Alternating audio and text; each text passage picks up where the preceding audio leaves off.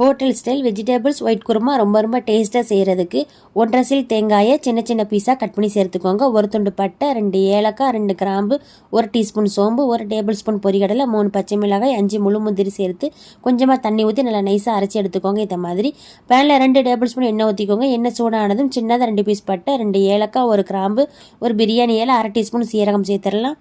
ஒரு வெங்காயத்தை நீளமாக கட் பண்ணி சேர்த்துக்கோங்க. 1 டேபிள் ஸ்பூன் இஞ்சி பூண்டு பேஸ்ட், கொஞ்சமாக கருவேப்பிலை சேர்த்து வதக்கிக்கோங்க. இந்த அளவு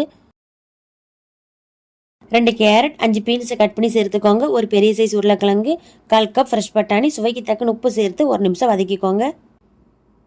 1/4 டம்ளர் தண்ணி ஊற்றி தீயை மீடியமாக வச்சு 7 நிமிஷம் வேக வச்சுக்கோங்க. அரைச்ச தேங்காய் பேஸ்ட்டு சேர்த்து தண்ணி ஊற்றிக்கோங்க. குருமாவோட திக்னஸ் பார்த்து தண்ணி கூட குறைய சேர்த்துக்கோங்க. தீயை மீடியமாக வச்சு 5 நிமிஷம் வேக வச்சுக்கோங்க. கொஞ்சமாக நறுக்கின மல்லியில சேர்த்து அடுப்பை ஆஃப் பண்ணிடுங்க. இப்போ ரொம்ப டேஸ்ட்டாக hotel style vegetables white kurma சூப்பராக ரெடி ஆயிடுச்சு. நீங்களும் செஞ்சு பாருங்கள். நன்றி.